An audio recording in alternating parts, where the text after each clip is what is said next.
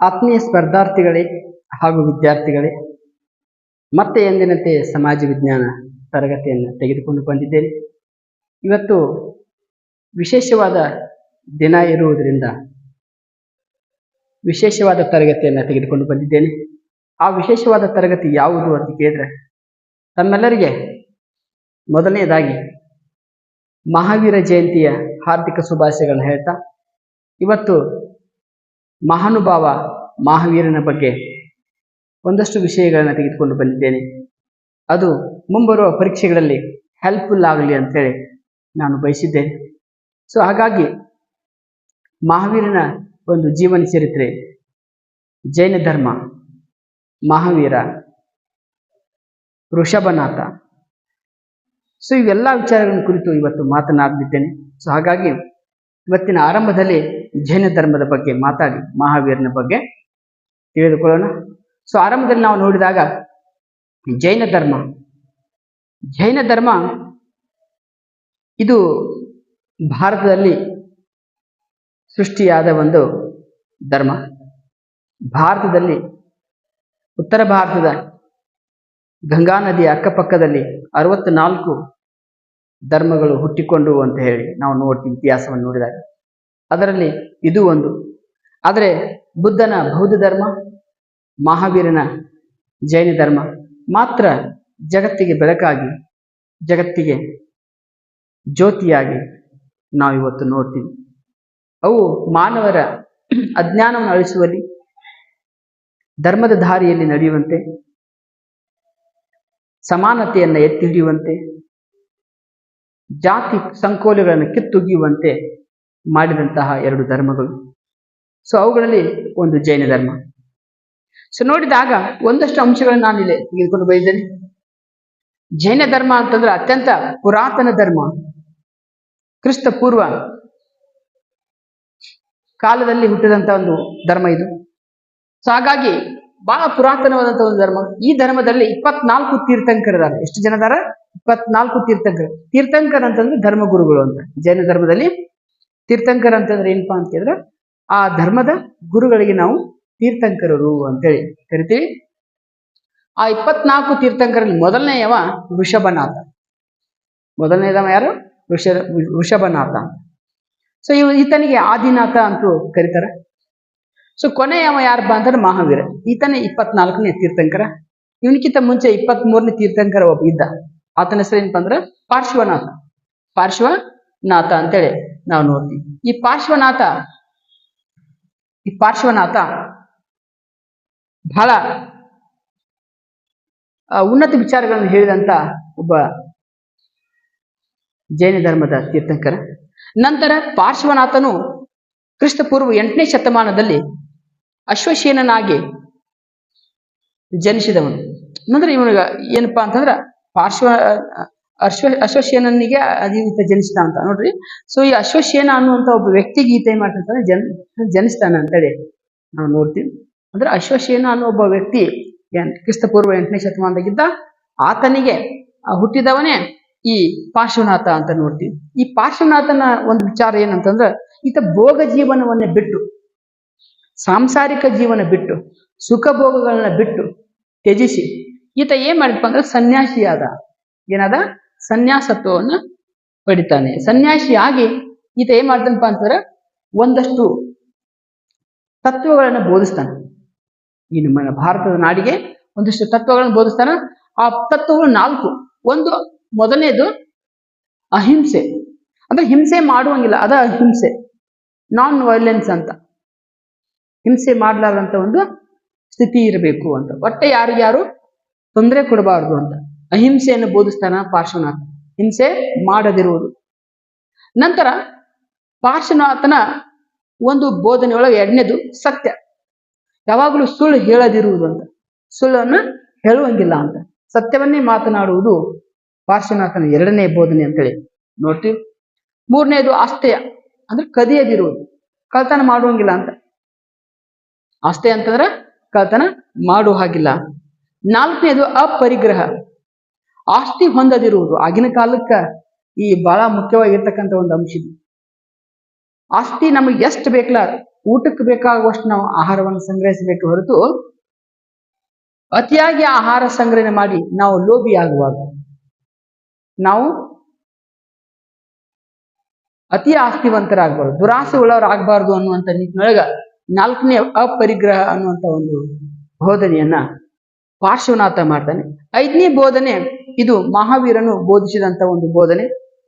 ಇದಕ್ಕೆ ಬ್ರಹ್ಮಚರ್ಯ ಅಂತ ನೋಡ್ತೀವಿ. ಬ್ರಹ್ಮಚರ್ಯ ಅಂತಂದ್ರೆ it is A need of 25 age, ಅಂದ್ರೆ 25 ವರ್ಷಗಳ ತನಕ ಮನುಷ್ಯ ಜ್ಞಾನಾರ್ಜನೆಯಲ್ಲಿ ತೊಡಗಿ ಹೆಚ್ಚು ಜ್ಞಾನವನ್ನು ಸಂಗ್ರಹಿಸಿದ ನಂತರ 26ನೇ ವರ್ಷ ನಂತರ 50 ವರ್ಷ ತನಕ ಗೃಹಸ್ಥನಾಗಿ ಅತಿ ಚೆನ್ನಾಗಿ ಕೆಲಸ ಮಾಡಲಿಕ್ಕೆ ಬೇಕಾಗುವಷ್ಟು ಜ್ಞಾನವನ್ನ 25 ವರ್ಷಗಳವರೆಗೆ ಪಡಿಬೇಕಲ್ಲ.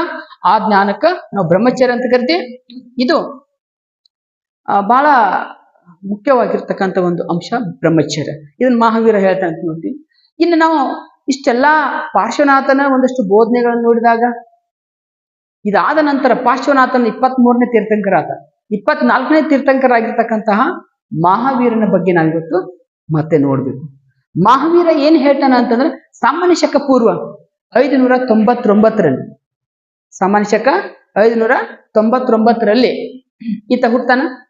ಕೊನೆಗೆ 527 ಈತ ಕಾಲವಾಗ್ತಾನ, ಈತ ನಿರ್ವಾಣ ಹೊಂತಾನ, ಈತ ತೀರಿಕೊಳ್ತಾನ.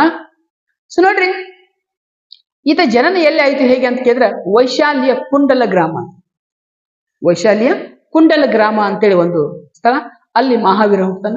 ತಂದೆಯ ಹೆಸರು ಸಿದ್ಧಾರ್ಥ, ತಾಯಿ ಹೆಸರು ತ್ರಿಶಿಲಾದೇವಿ. ತಂದೆ ಹೆಸರು ಸಿದ್ಧಾರ್ಥ, ತಾಯಿ ಹೆಸರು ತ್ರಿಶಿಲಾದೇವಿ ಅಂತ ನೋಡ್ತೀವಿ. ಈ ಇಬ್ಬರು ದಂಪತಿಗಳಿಗೆ ಹುಟ್ಟಿದವನೇ ಮಹಾವೀರ. ಇವನ ಮೊದಲ ಹೆಸರು ಏನಪ್ಪಾ ಅಂತ ಕೇಳಿದ್ರೆ ವರ್ಧಮಾನ. ಇವ್ ಯಾವಾಗ ಮನುಷ್ಯನಿರ್ತಕ್ಕಂಥ ಅರ್ಷಡ್ ವರ್ಗಗಳನ್ನ ತ್ಯಜಿಸಿ ಅವನು ನಿಗ್ರಹ ಮಾಡಿ, ಇಂದ್ರಿಯಗಳ ನಿಗ್ರಹ ಮಾಡಿ ಅವುಗಳನ್ನು ಗೆದ್ದ, ಅವಾಗ ಈತನಿಗೆ ಮಹಾವೀರ ಎಂಬ ಬಿರುದು ಬಂತು. ಮಹಾವೀರನೆಂದು ಕರೆಸಿಕೊಂಡ ಅನುಯಾಯಿಗಳಿಂದ. ಹೌದಾ? ಸೊ ನೋಡ್ರಿ, ಈ ಸಿದ್ಧಾರ್ಥನು ಜ್ಞಾತ್ರಿಕ ಬುಡಕಟ್ಟು ರಾಜ ಇದ್ದ. ಜ್ಞಾತ್ರಿಕ ಅಂತಕ್ಕಂಥ ಒಂದು ಬುಡಕಟ್ಟಿನ ರಾಜ ಯಾರಪ್ಪ ಅಂದ್ರೆ ಸಿದ್ಧಾರ್ಥ. ಇವರಪ್ಪ ರಾಜ ಇದ್ದ, ತಾಯಿನೂ ಸಹ ರಾಣಿ. ತ್ರಿಶಿಲಾದೇವಿಯು ಲಿಚ್ಛವಿ ವಂಶದ ಯುವರಾಣಿ. ಲಿಚ್ಛವಿ ವಂಶ ಅಂತ ಅಲ್ಲೊಂದು ಒಂದು ಮನೆತನ, ಆ ಮನೆತನದೊಳಗ ಯುವರಾಣಿಯಾಗಿದ್ದು ತ್ರಿಶಿಲಾದೇವಿ. ಈ ತ್ರಿಶಿಲಾದೇವಿ ರಾಣಿ ಮತ್ತು ಸಿದ್ಧಾರ್ಥ ಎಂಬ ರಾಜನ ಮಗನೇ ಮಹಾವೀರ ಅಥವಾ ವರ್ಧಮಾನ ಅಂತೇಳಿ ನಾವು ನೋಡ್ತೀವಿ. ಹೀಗೆ ರಾಜ ರಾಣಿಯ ಆಗಿರ್ತಕ್ಕಂತಹ ದಂಪತಿಗಳಿಗೆ ಹುಟ್ಟಿದಂತ ಮಹಾನುಭಾವ ಮಹಾವೀರ ಅಂತೇಳಿ ನೋಡ್ತೀವಿ. ಈತನ ಬಗ್ಗೆ ನೋಡಿದಾಗ ಈತ 30ನೇ ವಯಸ್ಸಿನಲ್ಲಿ ಸತ್ಯಾನ್ವೇಷಣೆಗಾಗಿ ಹೊರಟಂತ ಒಬ್ಬ ವ್ಯಕ್ತಿ. ತನ್ನ 30ನೇ ವಯಸ್ಸಿನಲ್ಲಿ ನಾನೇನಾದ್ರೂ ಸತ್ಯವನ್ನು ಹುಡುಕಬೇಕು, ಈ ದುಃಖಗಳ ಆಗರವನ್ನು ಬಿಡಬೇಕು, ಸತ್ಯ ಯಾವುದು ಅಂತೇಳಿ ಹುಡುಕಾಟಕ್ಕೆ ಆತ ಹೋಗ್ತಾನೆ ತನ್ನ 30ನೇ ವಯಸ್ಸಿನಲ್ಲಿ. ಕೊನೆಗೆ 12 ವರ್ಷಗಳವರೆಗೆ ಸತ್ಯದ ಹುಡುಕಾಟವನ್ನು ಮಾಡ್ತಾನೆ. 12 ವರ್ಷ ಹುಡುಕಾಟ ಮಾಡ್ತಾನೆ. ಕೊನೆಗೆ ಒಂದಿನ ತನ್ನ 42ನೇ ವಯಸ್ಸಿನಲ್ಲಿ ಕೈವಲ್ಯ ಜ್ಞಾನವನ್ನು ಪಡಿತಾನೆ. ತನ್ನ 40ನೇ ವಯಸ್ಸಿನಲ್ಲಿ ಏನ್ ಮಾಡ್ತಾನೆ ಆತ? ಕೈವಲ್ಯ ಜ್ಞಾನವನ್ನ, ಶ್ರೇಷ್ಠ ಜ್ಞಾನವನ್ನು ಪಡಿತಾನೆ ಈ ಮಹಾವೀರ. ಇದ್ರ ಜೊತೆಗೆ ಇನ್ನೇನು ಮಾಡ್ತಾನೋ ಅಂತ ನಾವು ನೋಡಿದಾಗ, ಈತ ಕೈವಲ್ಯ ಜ್ಞಾನವನ್ನು ಪಡೆದು ಮುಂದೆ ಆತ ಆ ವಿಚಾರಗಳನ್ನ ಭಾರತದ ನಾಡಿನಲ್ಲಿ ಪ್ರಚಾರ ಮಾಡ್ತಾನೆ. ಭಾರತದ ನಾಡಿನಲ್ಲಿ ಈತ ತನ್ನ ಅಂಶಗಳನ್ನೆಲ್ಲ ಪ್ರಚಾರ ಮಾಡ್ತಾ ಈತ ಹೆಚ್ಚು ತನ್ನಲ್ಲಿರ್ತಕ್ಕಂಥ ಜ್ಞಾನವನ್ನು ಜನರಿಗೆ ಬಡಿಸುವಂತ ಕೆಲಸ ಮಾಡ್ತಾನೆ. ಸೊ ನೋಡ್ರಿ, ಕೈವಲ್ಯ ಜ್ಞಾನ ಎಂದರೇನು ಅಂತ ಪ್ರಶ್ನೆ ಮಾಡಿದಾಗ ಜ್ಞಾನೋದಯ ಎಂದಿರ್ತ. ಅದಕ್ಕೆ ನಾವು ಜ್ಞಾನೋದಯ ಅಂತ ಕರಿತೀವಿ, ಜ್ಞಾನದ ಉದಯ ಆದಂತ ವ್ಯಕ್ತಿ ಅಂತ ಕರಿತೀವಿ, ಅಥವಾ ಅದನ್ನು ಪಡೆದವ ಅಂತ ಕರಿತೀವಿ, ಕೈವಲ್ಯ ಜ್ಞಾನ ಹೊಂದಿದವರಂತಂದ್ರೆ. ಸೊ ಅದ್ರ ಜೊತೆಗೆ ಶ್ರೇಷ್ಠ ಜ್ಞಾನ ಅಂತೂ ಅದು ಕರೆಸಿಕೊಳ್ತದೆ. ಇನ್ನೊಂದು ಏನಂತ ಕೇಳಿದ್ರೆ, ಈ ಮಹಾವೀರ ದೇಹ ದಂಡನೆ ಮಾಡ್ತಾನೆ, ಆಮೇಲೆ ಇಂದ್ರಿಯ ನಿಗ್ರಹ ಮಾಡ್ತಾನೆ, ಸುಖ ದುಃಖಗಳ ನಿಯಂತ್ರಣ ಸಾಧಿಸಿಕೊಂಡವನಾಗಿರ್ತಾನ ಈ ಮಹಾವೀರ. ದೇಹ ದಂಡನೆ ಮಾಡ್ತಾನ. ಸಾಮಾನ್ಯವಾಗಿ ಜೈನ ಧರ್ಮದಲ್ಲಿ ಕಂಡು ಬರತಕ್ಕಂಥ ಒಂದು ದೇಹ ದಂಡನೆ, ಉಪವಾಸ ಮಾಡ್ತಾರೆ, ಉಪವಾಸ ವ್ರತವನ್ನು ಮಾಡ್ತಾರೆ. ಅದಕ್ಕೆ ನಾವು ಸಲ್ಲೇಖನ ವ್ರತ ಅಂತ ಕರಿತೀವಿ. ಅಂದ್ರೆ ಯಾವ ವ್ಯಕ್ತಿ ಉಪವಾಸ ಮಾಡುವುದರ ಮೂಲಕ ತನ್ನ ದೇಹ ದಂಡನೆ ಮಾಡಿ ಪ್ರಾಣ ತ್ಯಾಗ ಮಾಡ್ತಾನೋ ಅದಕ್ಕೆ ಜೈನ ಧರ್ಮದಲ್ಲಿ ಸಲ್ಲೇಖನ ವ್ರತ ಅಂತೇಳಿ ಕರೀತಾರೆ. ಅದನ್ನು ಸಹ ಏನಪ್ಪ ಅಂದ್ರೆ ಈತ ಮಾಡಿ ತನ್ನ ಜೀವನವನ್ನು ನಿಗ್ರಹಿಸ್ತಾನೆ. ಮಹಾವೀರ ಅನ್ನೋದವನು ಜಿನ ಎಲ್ಲವನ್ನು ನಿಗ್ರಹಿಸ್ತಾನೆ. ನೋಡ್ರಿ, ಮಹಾವೀರ ಅಂತ ಹಂಚ್ಕೊಂಡಂತ ಈತ ಜಿನನಾದ ಅಂತ. ಜಿನ ಅಂದ್ರೆ ಎಲ್ಲವನ್ನು ನಿಗ್ರಹಿಸಿದವ. ಎಲ್ಲ ಅಂತಂದ್ರೆ ಇಂದ್ರಿಯಗಳ ನಿಗ್ರಹ ಮಾಡಿ ತನ್ನ ಕಂಟ್ರೋಲ್ ಇಟ್ಕೊಂಡಂತ ಒಬ್ಬ ಮಹಾನುಭಾವ ಅಂತೇಳಿ ನಾವು ನೋಡ್ತೀವಿ. ಅಂದ್ರ ಈತನ ಶಕ್ತಿ ಎಂತದ ನೋಡ್ರಿ. ಸೊ ನೋಡ್ರಿ, ಮಹಾವೀರ ಹಂಚ್ಕೋಬೇಕಾದ್ರ ಈತ ಜಿನ ಆಗಿದ್ದ. ಅಂದ್ರೆ ಜಿನ ಅಂದ್ರೆ ಎಲ್ಲವನ್ನು ನಿಗ್ರಹ ಮಾಡಿದ್ದ ಅಂತ, ನಿಯಂತ್ರಣ ಮಾಡಿದ್ದ. ಕಣ್ಣು ಕೈ ಕಾಲು ಎಲ್ಲಾ ಒಂದು ಅವಯವಗಳನ್ನ ತನ್ನ ಇಂದ್ರಿಯಗಳನ್ನ ಆತ ಏನ್ ಮಾಡಿದ್ದ ಅಂತಂದ್ರ ತನ್ನ ಹದ್ದು ಬಸ್ತಿನಲ್ಲಿ ಕೊಂಡವನ ಆಗಿದ್ದ ಅಂತ. ಅದರಿಂದ ಇವನ ಅನುಯಾಯಿಗಳನ್ನ ನಾವೇನ್ ಕರಿತೀವಿ ಅಂದ್ರೆ ಜೈನರು ಅಂತ ಕರಿತೀವಿ. ಈ ರೀತಿ ಮಹಾವೀರನ ಅನುಯಾಯಿಗಳಾಗಿ ಆ ಧರ್ಮವನ್ನು ಪಾಲಿಸುವಂತ ಜನರನ್ನ ನಾವು ಜೈನರು ಅಂತ ಕರಿತೀವಿ, ಜೈನ ಮತಿಗಳು ಅಂತ ಕರಿತೀವಿ. ಆಮೇಲೆ ಉಳಿದ 30 ವರ್ಷ ಬೋಧಿಸಿ ಬಿಹಾರದ ಪಾವಾಪುರಿಯಲ್ಲಿ ನಿರ್ವಾಣ ಹೊಂದಿದ ಅಂತ. ತನ್ನ ಕೊನೆಯ ದಿನಗಳನ್ನ 30 ವರ್ಷಗಳನ್ನ ಏನ್ ಮಾಡ್ತಾನಂತಂದ್ರೆ ಆತ ತನಗ ಜ್ಞಾನೋದಯ ಆದ ನಂತರ ಆತ ಎಲ್ಲಾ ಜ್ಞಾನವನ್ನು ಎಲ್ಲರಿಗೂ ಹಂಚಿ ಕೊನೆಗೆ ತನ್ನ 72ನೇ ವಯಸ್ಸಿನಲ್ಲಿ ಆತ ನಿರ್ವಾಣ ಹೊಂತಾನೆ. ಇನ್ನೊಂದು ಮಾಹಿತಿ ನಮಗೆ ಗೊತ್ತಿರಬೇಕು, ಬುದ್ಧ ಮತ್ತು ಮಹಾವೀರರು ಒಂದೇ ಕಾಲಾವಧಿಯಲ್ಲಿ ಇದ್ರು, ಆದರೆ ಒಬ್ಬರಿಗೊಬ್ಬರು ಒಂದಿನ ಭೇಟಿ ಆಗಲಿಲ್ಲ ಅಂತೇಳಿ ಇತಿಹಾಸದಲ್ಲಿ ಬರೆಯಲ್ಪಡ್ತದೆ. ಹಾಗಾಗಿ ಇದೊಂದು ವಿಶೇಷವಾದಂಥ ಒಂದು ಗಳಿಗೆ. ಈ ಸಂದರ್ಭದಲ್ಲಿ ಭಾರತದಲ್ಲಿ ಇವರು ಜನಿಸಿದ್ರು ಅಂತ. ಹೌದಾ? ನಂತರ ಮಹಾವೀರನ 5 ಪ್ರತಿಜ್ಞೆಗಳದಾವ. ಏನ್ ಪ್ರತಿಜ್ಞೆ ಮಾಡ್ತಾನಾತ, ಏನ್ ಡಿಟರ್ಮಿನೇಷನ್ ಮಾಡ್ತಾನೆ ನೋಡಿ. ಅಹಿಂಸೆ, ಏನ್ ಪಾರ್ಶ್ವನಾಥ ಹೇಳಿದ್ರ ಆ 4 ಅಂಶಗಳನ್ನು ತೆಗೆದುಕೊಂಡು ಬ್ರಹ್ಮಚರ್ಯವನ್ನು ಆಡ್ ಮಾಡ್ಕೊಂಡು ಈತ ಏನ್ ಮಾಡ್ತಾನೆ 5 ಪ್ರತಿಜ್ಞೆಗಳನ್ನಾಗಿ ಸ್ವೀಕಾರ ಮಾಡ್ತಾನ. ಮೊದಲನೇದು ಯಾವ್ದಂತಾರ ಅಹಿಂಸೆ. ಹಿಂಸೆಯನ್ನ ಮಾಡದಿರುವುದು, ಸತ್ಯ ಸುಳ್ಳು ಹೇಳದಿರುವುದು, ಅಸ್ಥಯ ಅಂದ್ರ ಕದಿಯದಿರುವುದು, ಅಪರಿಗ್ರಹ ಅಂದ್ರೆ ಅವಶ್ಯಕತೆಗೆ ಅಷ್ಟು ಬೇಕಾಗುವಷ್ಟು ಸಂಗ್ರಹ ಮಾಡಬೇಕು, ಅತಿಯಾಗಿ ಸಂಗ್ರಹ ಮಾಡುವಂಗಿಲ್ಲ ಅಂತ ಹೇಳ್ತೀವಿ. ಇನ್ನು ಬ್ರಹ್ಮಚರ್ಯ ಅಂದ್ರೆ ನಾನು ಹೇಳಿದೆ ನಿಮಗೆ 25 ವರ್ಷಗಳವರೆಗೆ ಜ್ಞಾನಾರ್ಜನೆಗೆ ತನ್ನ ಶಾರೀರ ಮತ್ತು ಚಾರಿತ್ರ್ಯವನ್ನ ಬಳಸಿಕೊಳ್ಳುವುದು ಅಂತೇಳಿ ನಾವು ನೋಡ್ತೀವಿ. ಇನ್ನು ಮಹಾವೀರನ ತ್ರಿರತ್ನಗಳು ಅಂತ ಬರ್ತಾವೆ. ಏನ್ ತ್ರಿರತ್ನಗಳು ಅಂದ್ರೆ ಸಮ್ಯಕ್ಕೆ ಜ್ಞಾನ ಅಂದ್ರೆ ಸರಿಯಾದ ಜ್ಞಾನ ಹೊಂದಿದವನಾಗಬೇಕು ಮಾನವ ಅಂತ. ಮಾನವ ಏನಾಗಬೇಕು, ಸರಿಯಾದ ಜ್ಞಾನವನ್ನು ಹೊಂದಿದವ ಆಗ್ಬೇಕು. ಆಮೇಲೆ ಸಮ್ಯಕ್ಕೆ ದರ್ಶನ, ನಮ್ಮ ನೋಟ್ ಹೆಂಗಿರ್ಬೇಕು ಅಂದ್ರೆ ಸರಿಯಾದ ನೋಟ್. ಸಾಮಾನ್ಯವಾಗಿ ಏಕಾಗ್ರತೆಯನ್ನು ಪಾಠ ಮಾಡುವಾಗ ಒಂದು ಅಂಶ ಬರ್ತದೆ. ಏನಂತ ಕೇಳಿದ್ರೆ, ಯಾವಾಗಲೂ ವ್ಯಕ್ತಿ ಕಲಿಯುವ ಮುಖ್ಯ ಅಂಗ ಯಾವ್ದಂದ್ರೆ ಕಣ್ಣು ಅಂತ.